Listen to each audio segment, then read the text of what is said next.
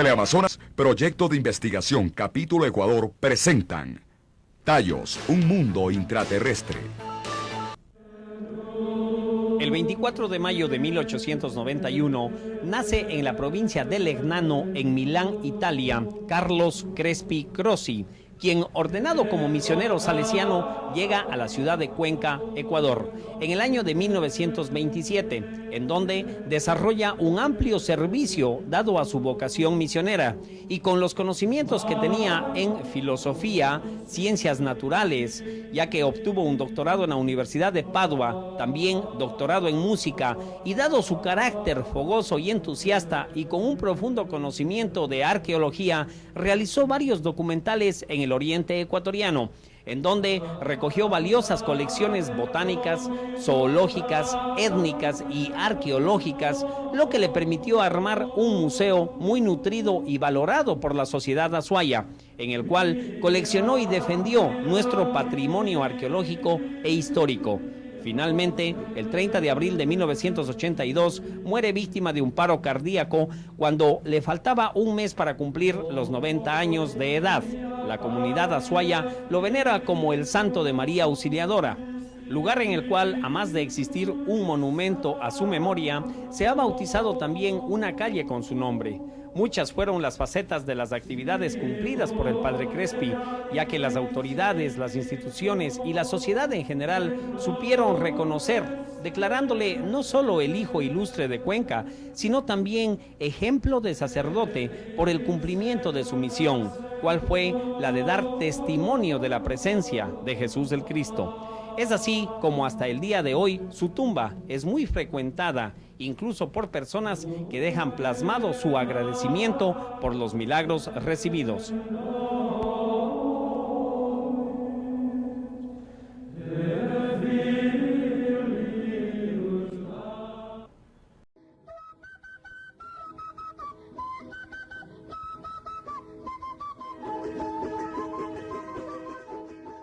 Que Crespi es poseedor de parte de la biblioteca metálica que él les habría entregado los indios coangos en mérito a su labor en el área.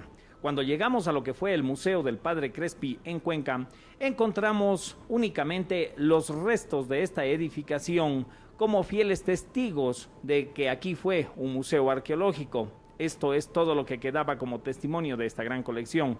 Entonces fuimos a la escuela que lleva su nombre y luego de conversar extra cámaras con un miembro de la comunidad salesiana, este nos informó que lo único que quedaba de este gran museo del Padre Crespi tan solo eran unas 120 mismas que estarían en la terraza de esta edificación, estaban oxidándose, lo cual pudimos comprobar físicamente, pero lastimosamente no se nos permitió grabar.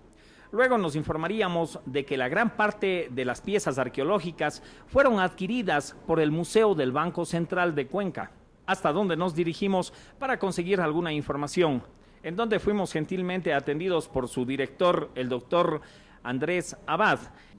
En 1979 el banco comienza a interesarse por adquirir la famosa colección del Museo del Padre Crespi. Es así como conforma una comisión a que haga la clasificación de esa colección, el inventario de esa colección y la correspondiente valoración de todos esos objetos que tenía el Padre Crespi en su legendario museo y queridísimo por todos los cuencanos. El inventario que se realizó en el traspaso de estas piezas del Museo del Padre Crespi hacia el Banco Central, observamos el detalle de una colección pictórica de 1.187 piezas, lo que llamó mucho nuestra atención. Una de las personas que también tuvo un conocimiento real de esta transacción comercial fue el licenciado Francisco Álvarez, de quien recogimos la siguiente impresión. Padre Crespi pues, era un científico, eso lo sabe todo el mundo. Fue un botánico eminente, que muchas plantas que él descubrió en el Oriente llegan a su nombre, eso mucha gente no sabe. Entonces él sabía exactamente el valor de las cosas, ¿no? Tenía un conocimiento cabal de las cosas como científico fue, como gran investigador, como un conocedor de la historia universal, de la cultura universal. Entonces no se puede decir que era un tipo loco. Existe en el Banco Central, en este momento, una plancha de piedra, ¿no? Que de alguna forma los caracteres que están ahí tienen cierta identificación con estas placas que se nos prestó a nosotros para esta exposición. Y que no es falsificada. No. ¿Y de dónde vino esa placa? Esta placa también pues es del Museo del Padre Crespi, ¿no? Es esta piedra que existe todavía, que reposa en la Reserva de Arqueología del Banco Central. Según nosotros entendemos que se le entregó al Padre Crespi por parte de los cuancos en el oriente, ¿no? Ajá. Impresionados por la magnitud de la colección pictórica, preguntamos a Álvarez sobre su procedencia. No más de un 3% de que tengan firma, ¿no? De autenticidad, de pintores que tienen pues renombre. Sí existen algunos extranjeros, naturalmente. Estamos hablando, si no estoy mal, unas 2.700 obras en pintura, ¿no? Que es una colección grande, ¿no?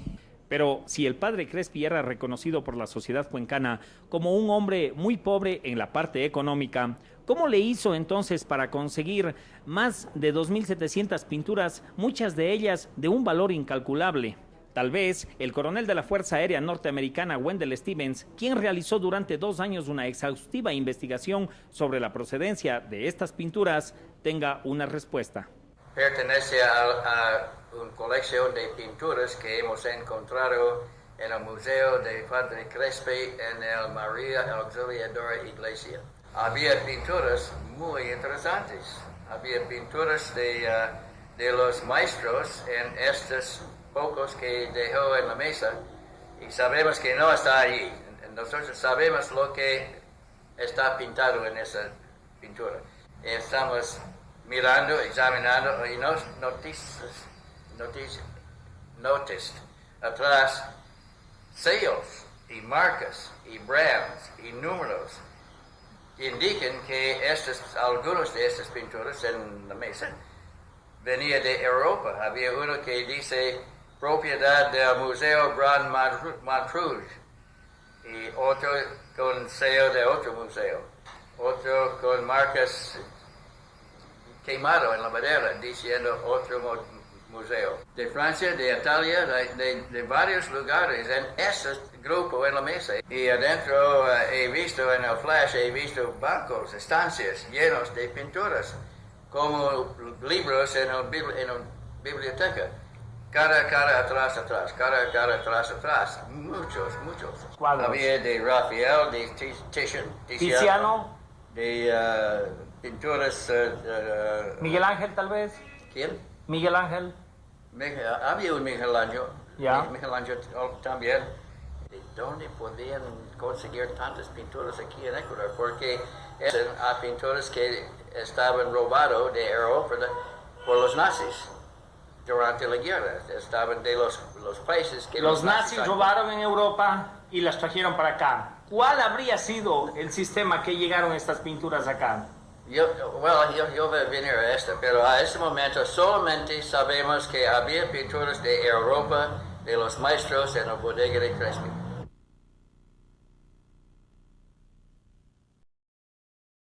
Sería Alemania quien se colocaría a la cabeza de la tecnología subacuática a lo largo de la Primera Guerra Mundial. Alemania trató de contrarrestar la superioridad naval de Gran Bretaña, desarrollando un navío sumergible. Al principio los submarinos permanecían relativamente cerca de la superficie y no se alejaban de los puertos, pero los cambios estratégicos los llevaron a grandes distancias.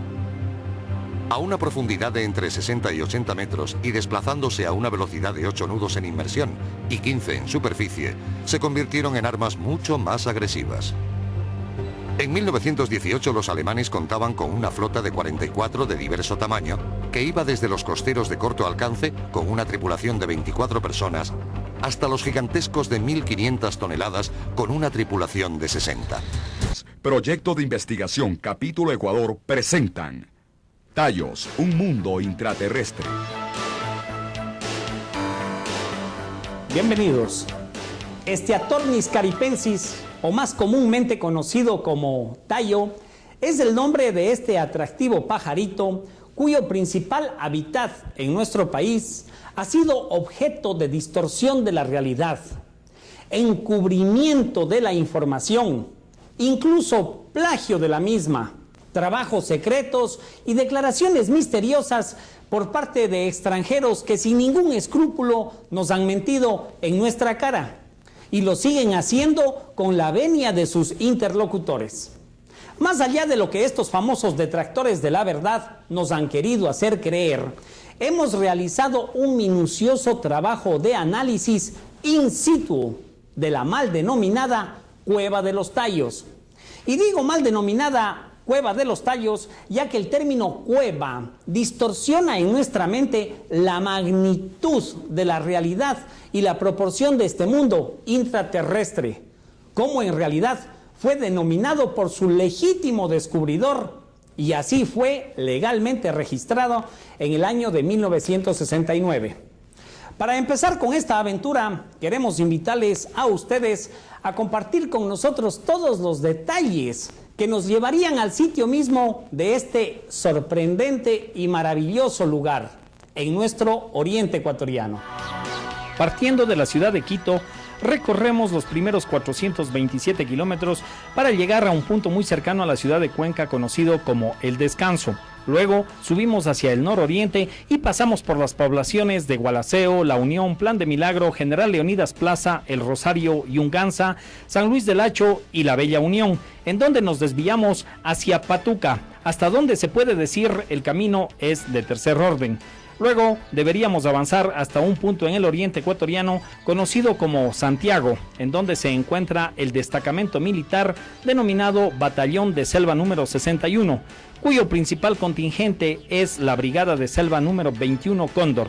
Aquí, y luego de haber recorrido 1.230 kilómetros más por carreteras totalmente descuidadas por nuestras autoridades, pudimos departir con varios oficiales, quienes, a más de informarnos pormenores de este mundo interno de los tallos, también nos dieron apoyo logístico para nuestra expedición, lo cual agradecemos muy sinceramente a su comandante, el coronel Germán Páez. Al notar nuestra presencia en el lugar, varios oficiales se acercaron a este servidor.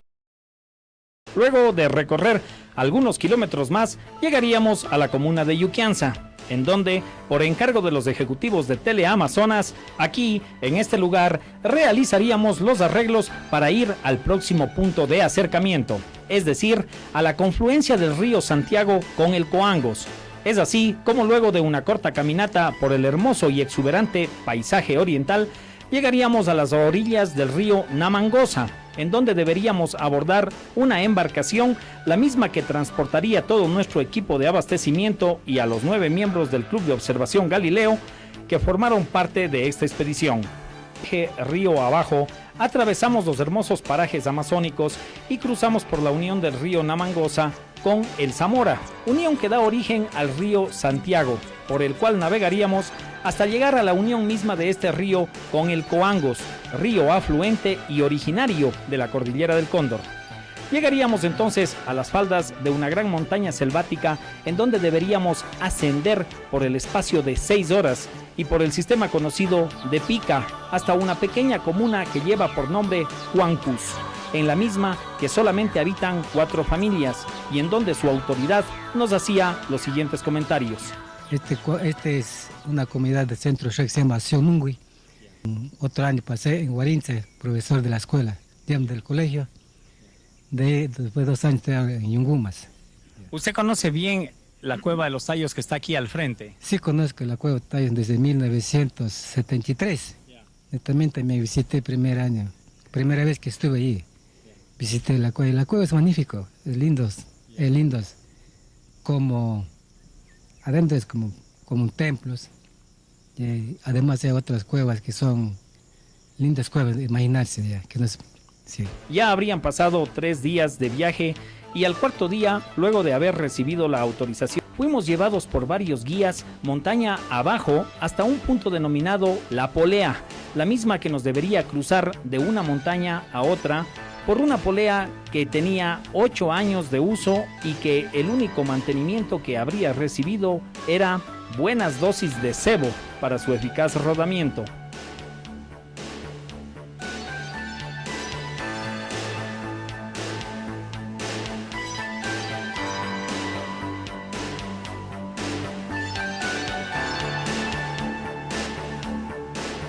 Luego de cruzar esta polea y de haber repuesto fuerzas con un relajante baño en el río Coangos, iniciamos un ascenso de 4 horas más hacia la casa más cercana a la entrada de este mundo interno de los tallos, la casa de José San, yerno de este señor, cuyo nombre es Bamputzara y que para hoy cuenta con 75 años de edad, el mismo que ha sido testigo de todas las expediciones extranjeras que han ido al interior de los tallos y de quien logramos captar los siguientes testimonios.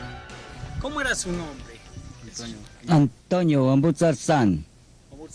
Sí. Usted fue la primera persona que acompañó a Juan Morís a bajar en la cueva de los tallos. Sí. ¿En qué año fue esto?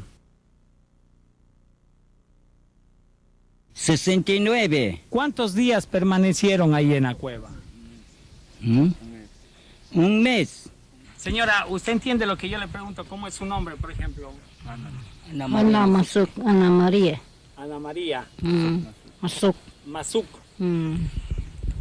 Usted sabe, señora, usted sabe cuál es el origen de la civilización Shuar. ¿Usted sabe, señora? No. Vivían allá en centro, lo que llegaron ayer. Ahí vivían, sí, en Cuangos, en centro. Y de ahí bajaron aquí. ¿Qué es otro centro, Cuancos también? No, él es solo, ese es. Solo ese es Cuancos. Sí. El centro al que vamos ahora, ¿qué es? Solamente es, no es centro, es ya. Dos personas viven, es solamente comuna, cueva. Nada más, Sí, comuna, sí. ¿Usted se ha entrado en la cueva? Sí, yo. ¿Y usted dentro de la cueva nunca ha visto pisadas, huellas de algunos seres? Sí, he visto. Encima hay otra parte que es, ya. Hay que subir eso, pero encima es eso. Hay que subir con palo casi 20 metros de encima. De ahí sabe ver una pisada como una humana, así a pie, pero sin zapato, así a pie, grande, pero grande. Así. Sí. De este porte. Una huella. Una huella, pisado. Una oscuridad espesa reina en torno al pasado y en esta parte de la historia encontramos la presencia de un connotado investigador y conocedor sobre el origen de los pueblos americanos, el señor Juan Morís, húngaro de nacimiento y nacionalizado argentino, quien en la década de los 60 profundizaba sobre las costumbres de los pueblos indígenas en el oriente ecuatoriano. Es así como logra obtener la confianza de los nativos hasta conseguir que estos le revelaran los secretos que guardaban alrededor de este mundo interno. En cuanto Morís vio lo que ahí había, comprendió que lo que había encontrado tenía una importancia capital para la historia de la humanidad y tuvo miedo de que este valioso material fuera mal empleado. Por eso elevó inmediatamente una escritura pública notificando de este grandioso hallazgo al gobierno del Ecuador. En la notaría cuarta del Cantón Guayaquil y con fecha 21 de julio de 1969 se encuentra la protocolización presentada por el señor Juan Morís, como lo pudimos certificar en una visita que realizamos a dicha notaría, en donde, gracias a las atenciones del doctor Bobadilla y su personal, logramos obtener una copia certificada de esta escritura, la misma que en su parte esencial reza lo siguiente: he descubierto en la región oriental, provincia de Morona, Santiago, dentro de los límites de la República del Ecuador, objetos preciosos de gran valor cultural e histórico para la humanidad, que consisten en láminas metálicas que, elaboradas por el hombre, contienen la relación histórica de toda una civilización perdida, de la cual el género humano no tiene memoria ni indicio todavía. Tales objetos se encuentran agrupados dentro de varias y distintas cuevas, siendo de diversas clases cada una de ellas. Estas láminas de metal están grabadas con signos y escrituras ideográficas. Constituyen una verdadera biblioteca metálica que contiene la relación cronológica de la historia de la humanidad, el origen del hombre sobre la tierra y los conocimientos científicos de una civilización ya extinguida. De ser necesario, puedo presentar fotografías, películas e incluso muestras originales que sirvan para ampliar esta descripción. Y este es el doctor Gerardo Peña Mateus, patrocinador jurídico y apoderado del señor Juan Morís, quien tuvo a su cargo en ese entonces la forma jurídica de este gran descubrimiento. El señor Juan Morís con fecha 24 de junio de 1969, denunció en el Ministerio de Finanzas la existencia de las cuevas y cavernas y la existencia dentro de ellas de objetos preciosos de gran valor a la humanidad.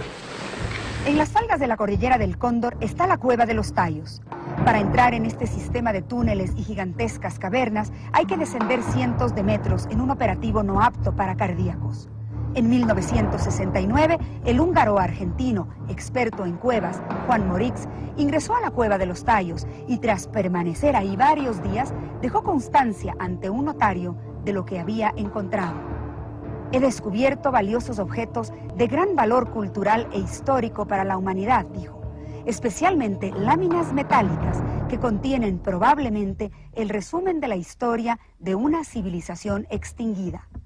Y también lo reveló a Alberto Borges en una exclusiva de Ecuavisa. He conocido construcciones gigantescas en el mundo subterráneo, grandes túneles y grandes salas perfectamente labradas, hechas por el hombre, con una gran cantidad de objetos que nos aclaran, que nos dan todo el pasado del hombre sobre la tierra. Este es el señor Juan Morís, a quien observamos en un video de archivo gentilmente cedido por el doctor Gerardo Peña Mateus de una entrevista realizada hace 21 años atrás.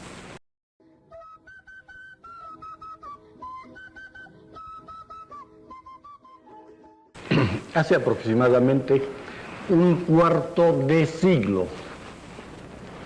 25 años. Después de la Segunda Guerra Mundial me he dedicado a rastrear el origen de la humanidad. Una vez protocolizada la escritura sobre este valioso descubrimiento, Morís organiza la primera expedición al interior de este mundo interno. Y uno de sus protagonistas fue el señor Gastón Fernández Borrero, a quien ubicamos en el 129 de la calle Monjas en la urbanización Urdesa, en la ciudad de Guayaquil.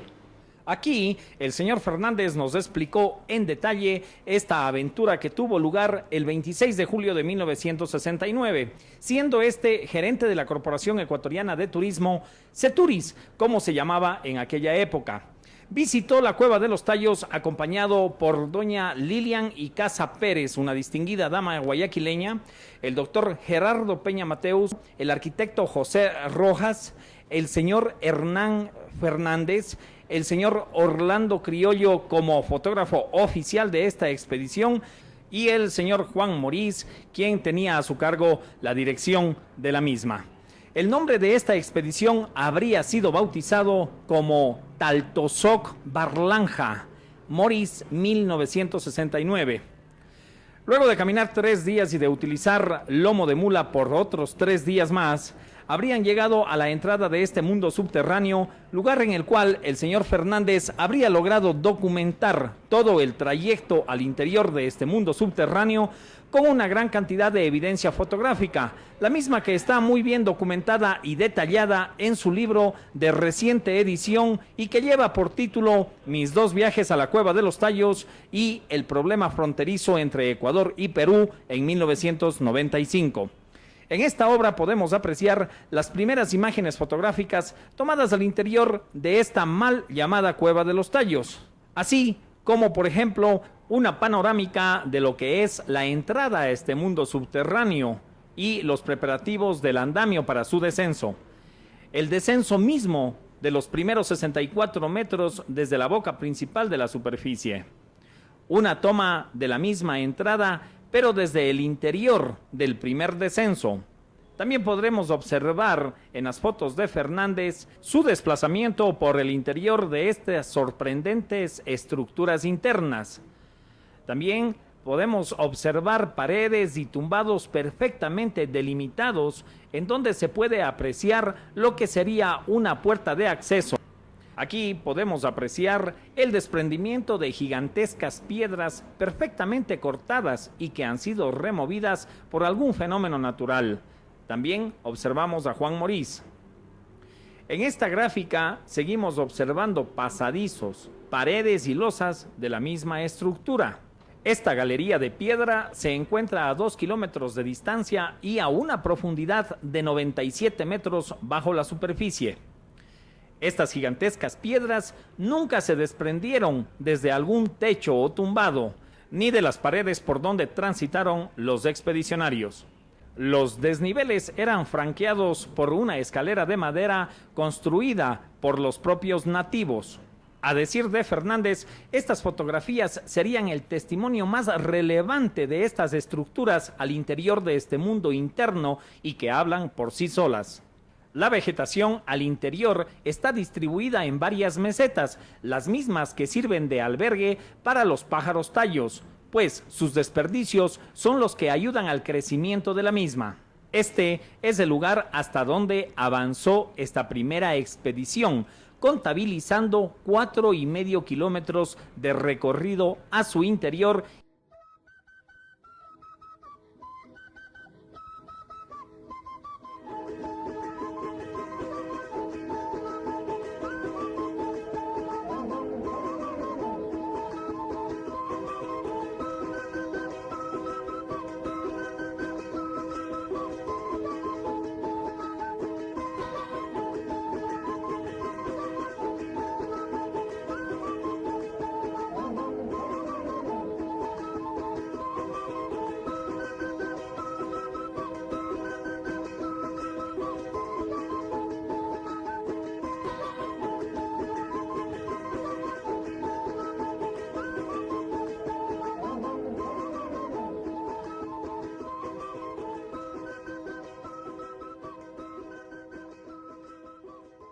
Pero escuchemos el pronunciamiento al respecto del prominente jurisconsulto guayaquileño Gerardo Peña Mateus. Cuando se dio a conocer este descubrimiento por primera vez, lo hizo el diario El Telégrafo a página completa, en un artículo en el que incluso entrevistaron. Un mundo subterráneo en América. Sí. Perfecto.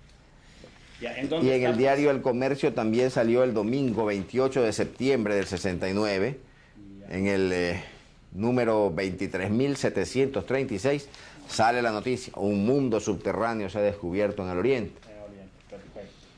Naturalmente,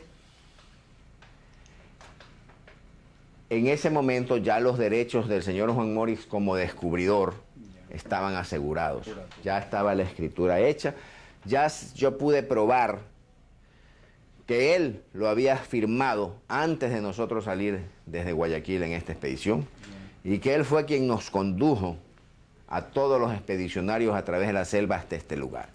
La expedición la dividió en dos partes. La primera, Cuevas de los Tallos, para comprobar la existencia del sistema, porque no es una cueva de los Tallos, son decenas, son miles de cuevas de los Tallos. Allí, dentro de esa cueva, habita un pajarraco muy raro, que es el denominado pájaro tallo. Este pájaro tallo oficialmente fue descubierto por primera vez por Humboldt en una prolongación subterránea de todo este sistema que avanza hasta las cuevas de Caripe en Venezuela. Allí lo descubrió Humboldt por primera vez para el mundo científico y le puso a esta avecita el nombre de Steatornis caripensis, el nombre científico. Entonces el sistema pues está regado por todas partes. Esta primera parte, de por sí asombrosa, de la expedición, comprobó la existencia del sistema. Faltaba la segunda, Talto Soc Barlanga, para ir precisamente al sitio donde Morix asegura haber descubierto esa biblioteca metálica con todos estos secretos y todas estas cosas.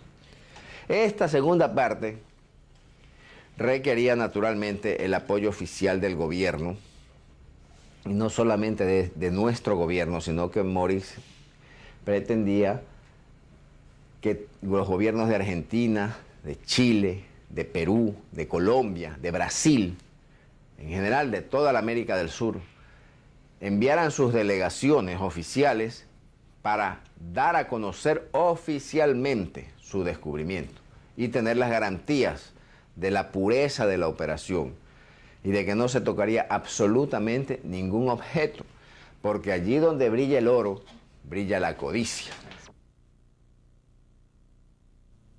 Estamos presentando Tallos, un mundo intraterrestre. La noticia del hallazgo de Maurice y sus expedicionarios pronto dio la vuelta al mundo. Y a su paso por Alemania despertó el interés de un escritor muy hábil con el manejo de la información.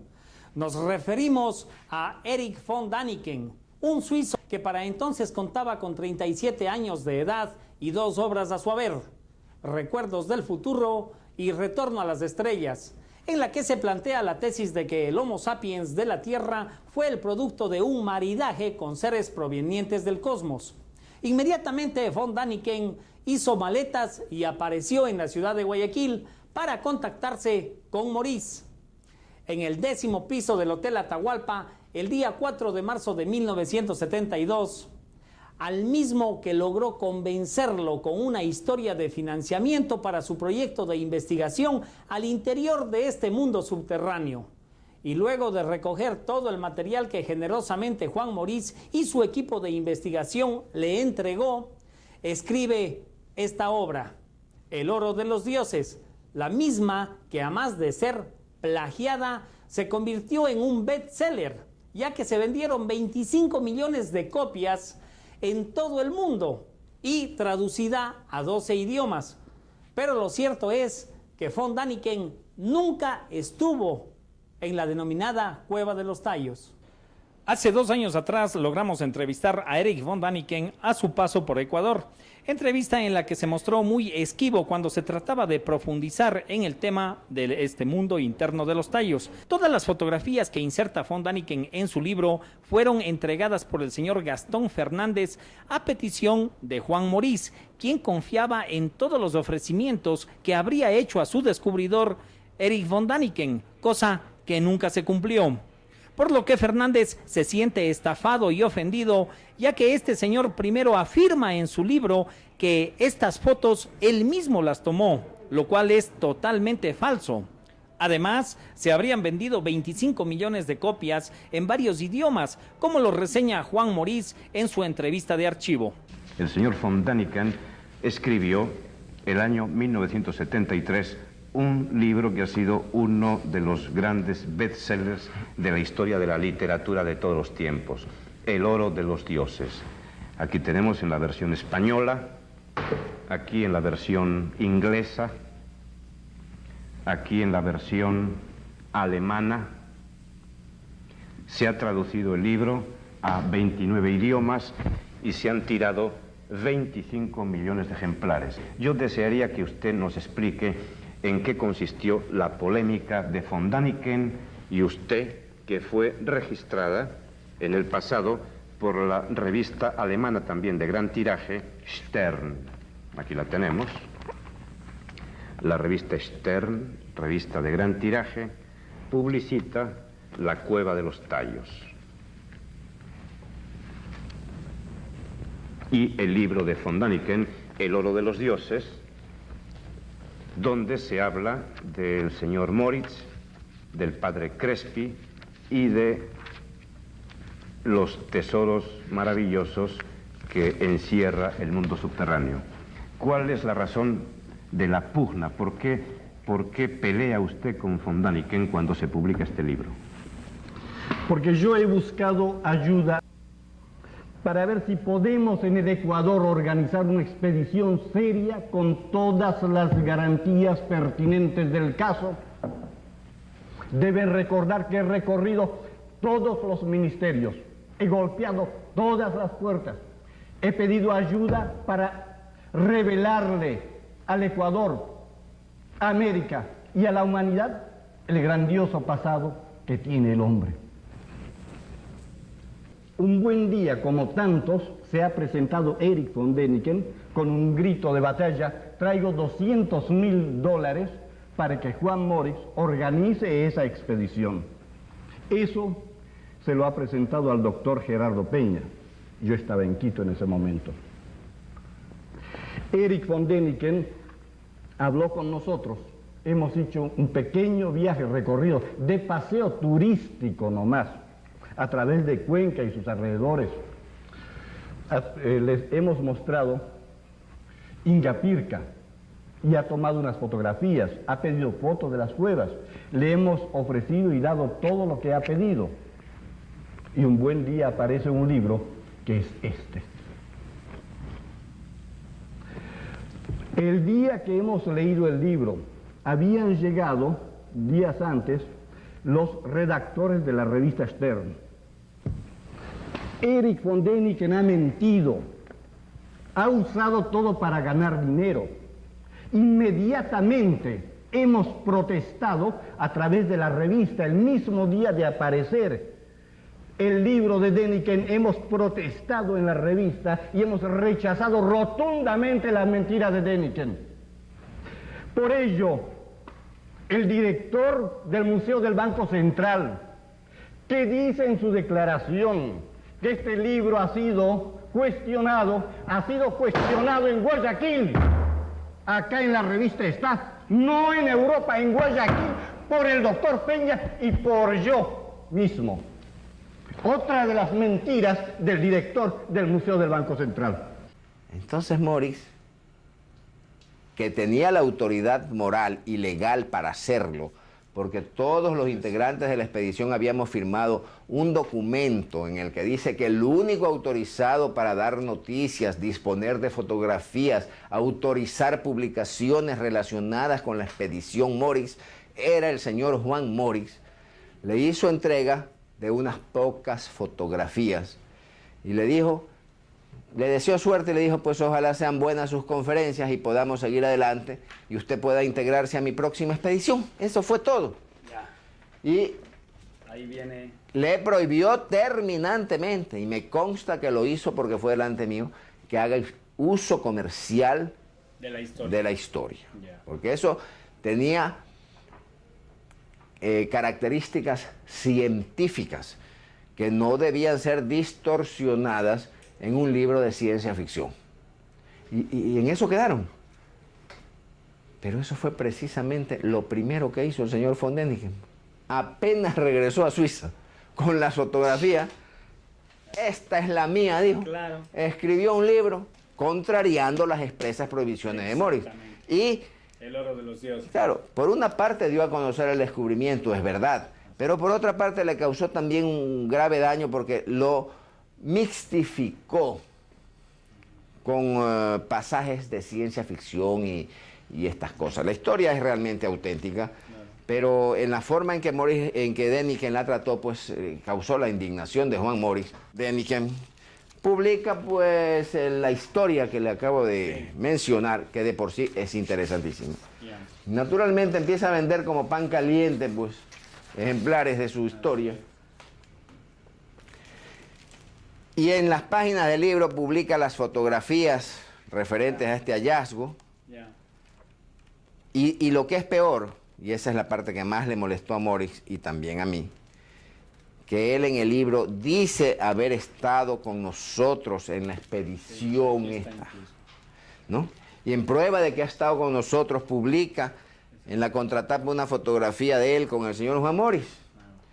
Los únicos que estuvieron en la expedición Morix del 69 son las personas mencionadas en el recuadro oficial de la expedición. Esta fantasía de Däniken, de que él estuvo con nosotros, no coincide con la realidad. Precisamente el Museo del Padre Crespi a Cuenca. Morix manejaba, Däniken estaba a su derecha. Un fotógrafo que había traído estaba a mi derecha y yo estaba atrás. Hicimos un alto en el camino como se hace a cada rato que uno hace viajes largos. Y como este había traído su fotógrafo desde Suiza, dijo, una foto, tomémonos una foto a la vera del camino. Y se tomó esta foto. Y esta fotografía precisamente es la que publica von Däniken en la contraportada de su libro con un gran título que dice Morix y yo en la entrada de la cueva, simulando haber estado en la cueva de los Tallos. La cuestión es que por lo menos mientras vivió el señor Juan Morix jamás regresó al Ecuador.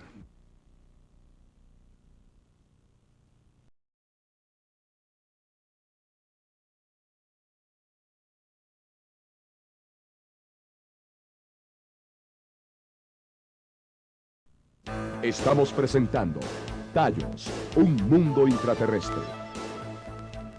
El libro de von Däniken causó un revuelo a nivel mundial dentro de los investigadores. Estaba entonces Ecuador en el centro de las miradas del mundo. Tenía la paternidad de un hallazgo sin parangón en la historia de los pueblos de este continente.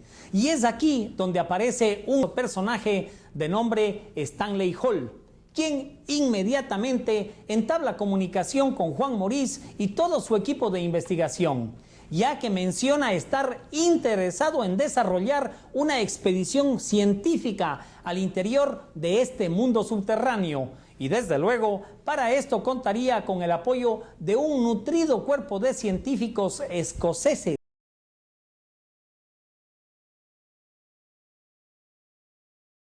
que mostraban un sano interés en la investigación de este lugar. Esto se inicia con una primera comunicación que yo recibo por el correo, que con letras bien grandotas en mayúsculas la encabezan referencia, ayuda para Juan Morix. Y entonces sobre esa base de que se trataba de una ayuda a Juan Morix, para el señor Juan Morix, para que el señor Morix organice la segunda parte de su expedición, yo sostengo una larga correspondencia con el señor Stanley Hall.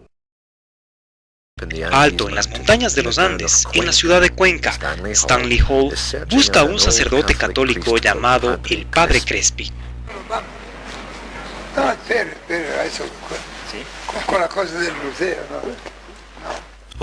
Por 40 años, el padre se dedicó a armar un museo en la parte trasera de su iglesia. Escocia.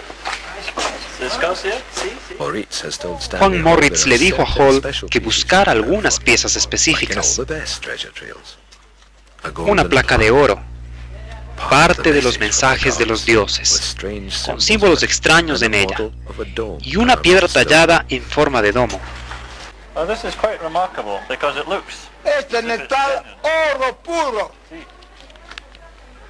Oro puro es. Oro puro, dice el padre. Oro puro. Esa es la cosa, ¿no? Vaya, este es el faraón. Permítame.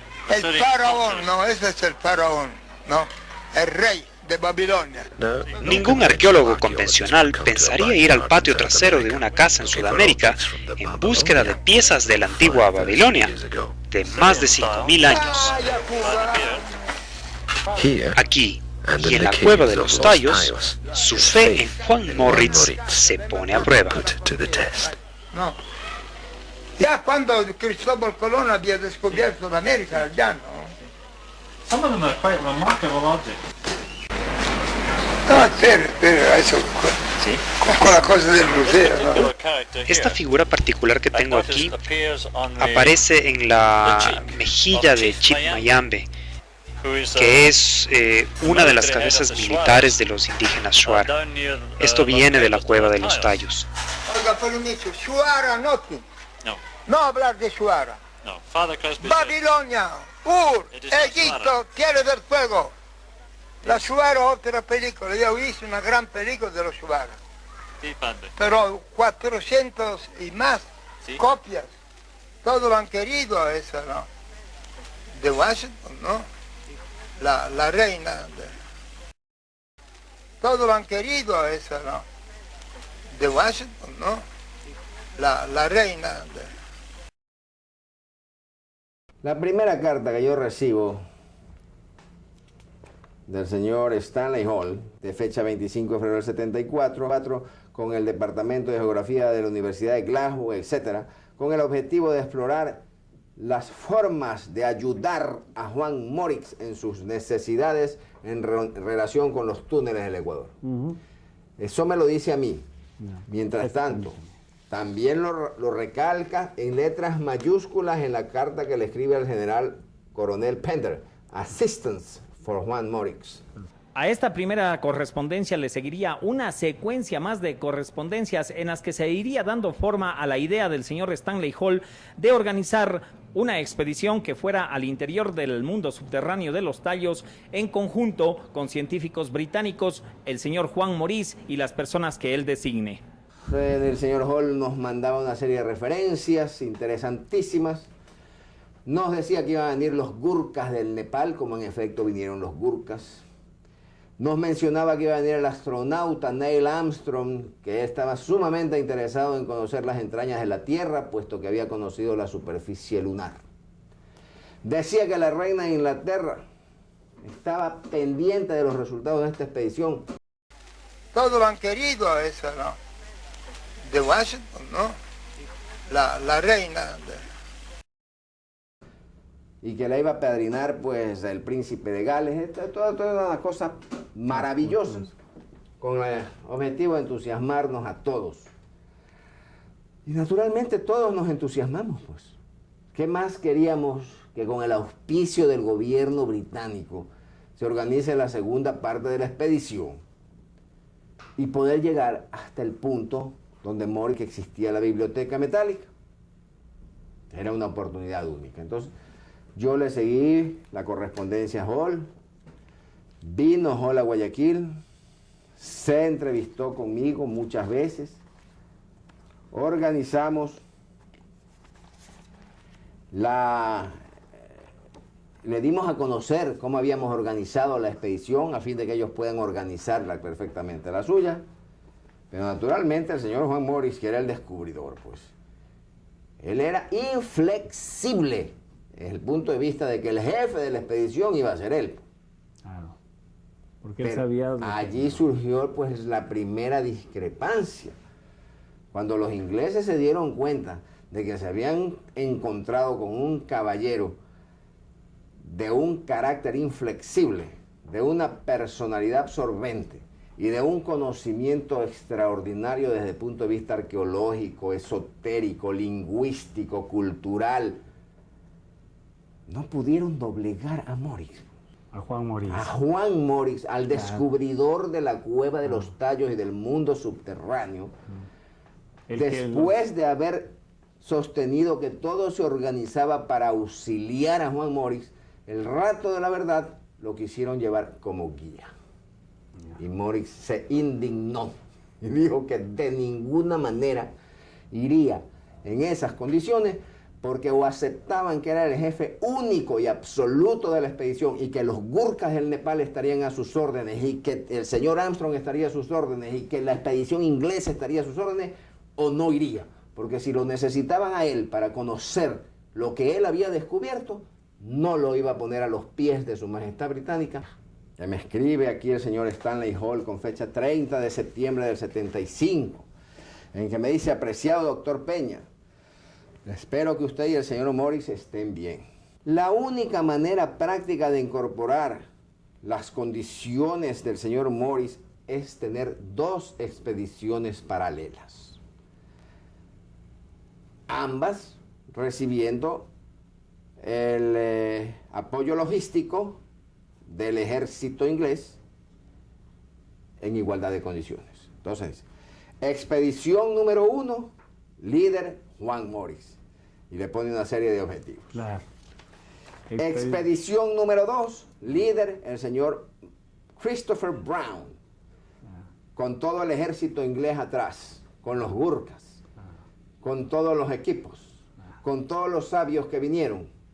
Yo le pregunto a usted, una vez que estemos en la selva, ¿qué iba a pasar con el liderazgo del señor Juan Morris y de los que estuviéramos con él? Los ingleses decidieron, pues, irse por su cuenta. De esta manera, los ingleses elaboraron su propia expedición con su propia directiva, la misma que quedó estructurada de la siguiente manera. El doctor Bank Mehadal, del National Museum of Antiquities de Scotland. El doctor David Saunders, de la Universidad de Edimburgo. El mayor Bunny Fisher. El teniente Miguel Stewart. El señor Stanley Hall, director de la expedición. El señor Roger Hendel, en calidad de intérprete. Yo simplemente lo calificaría con una sola palabra: inconsecuente. Porque si se inicia los trámites para ayudar al señor Juan Morris y después terminan en una posición irreconciliable, Y por último, me veo en el caso de tener que recordarles que el día que salieron se cumplieron 7 años del descubrimiento oficial de la Cueva de los Tallos. Entonces, pues, la más suave, el más suave de los calificativos es el de inconsecuente, porque no fueron consecuentes con el objetivo original de la expedición.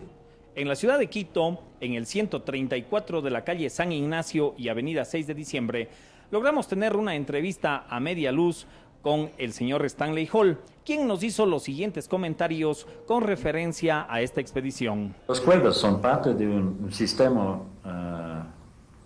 geólogo, ¿no? De geología, que pasa desde Venezuela hasta Chile. ¿Ya? Aquí está llamado el sistema Napo. Falta algo en la historia de la humanidad. Y muy sencilla, esa es la razón, estoy aquí en Ecuador. ¿Por qué Juan no aceptó ir con ustedes abajo a la cueva? Bueno, Juan fue Juan. Un hombre muy solitario. Yo creo en una manera fue un tipo de extraterrestre, ¿no? Nunca en mi vida encontró un hombre tan sabio. Habla unas 6 lenguas, que fue un gran problema para nosotros. Sin duda en su vida. Pero ruso, español, italiano, francés, alemán, habla todo. Pero no hay, estoy totalmente seguro que no existió en el mundo un profesor de la historia antigua que conoce más de